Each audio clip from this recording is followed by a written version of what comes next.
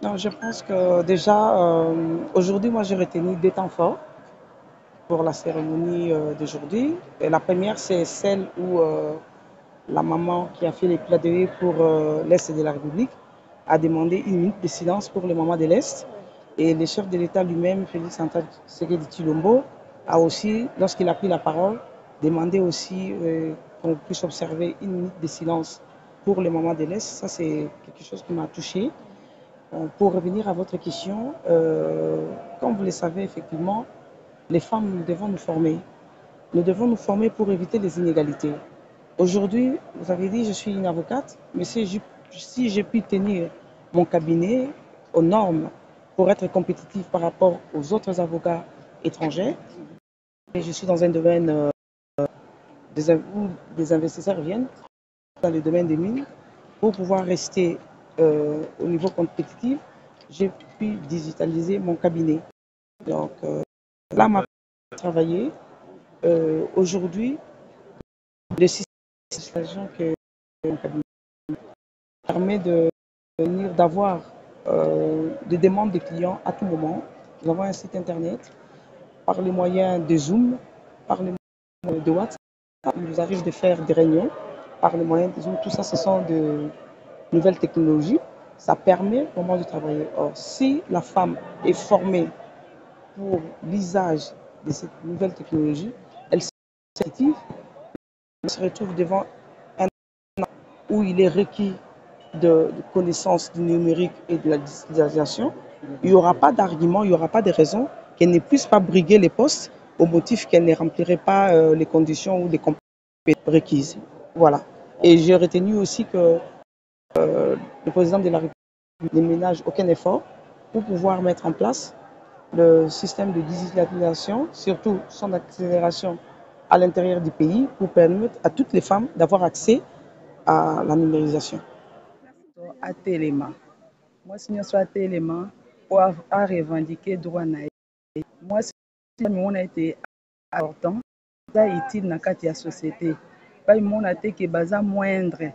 En tout cas bamipesa valeur bazala oyo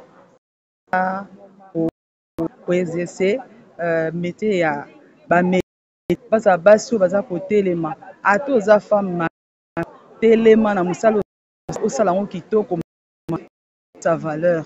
En tout cas na CP songi na présence ya président na biso nde aye koassiste biso bamama esalinga bien makasi.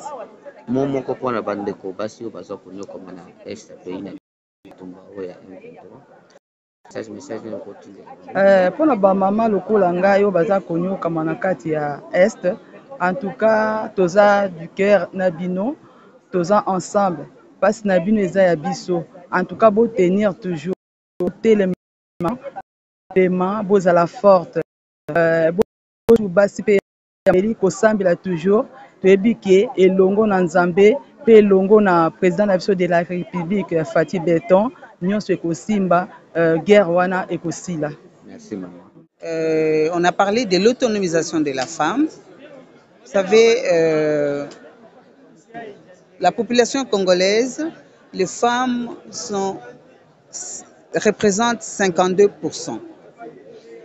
Sur ce, je crois que si la moitié des femmes travaillaient, les choses changeront dans notre pays. Et les femmes ont décidé ici sur place, vous avez suivi comme moi, qu'elles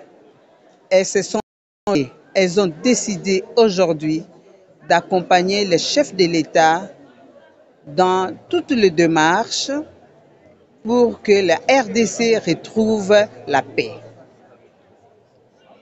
Elles ont aussi demandé, parce que le chef de l'État, dans la dernière mise en place, il a quitté de 13% à 27%, de voir aussi comment il peut encore fournir d'efforts pour que nous puissions atteindre 50%, comme lui-même est en train de le dire, qu'il ne cesserait de se battre pour promouvoir la femme en République démocratique du Congo. Et je crois que même pour les élections qui arrivent à l'horizon, je crois que si nous avons beaucoup de femmes qui sont au Parlement pour légiférer les lois, pour prendre des décisions, beaucoup de choses changeront aussi. Comprenez qu'une femme ne réfléchit pas seulement avec la tête, mais aussi avec le cœur.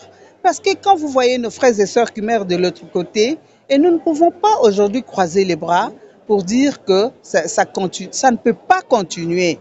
Nous disons non à la guerre et oui à la paix. Est-ce que vous avez vu une femme qui est chef d'un groupe armé à l'est de notre pays? Elles ne sont pas là. Elles ne sont pas là. Mais ce sont ces femmes-là qui sont derrière ces grands hommes qui sont en train de prendre des décisions. Et cette fois-là, les femmes se sont décidées de venir en avant-plan pour que nous ayons la paix dans notre pays. La présence du chef de l'État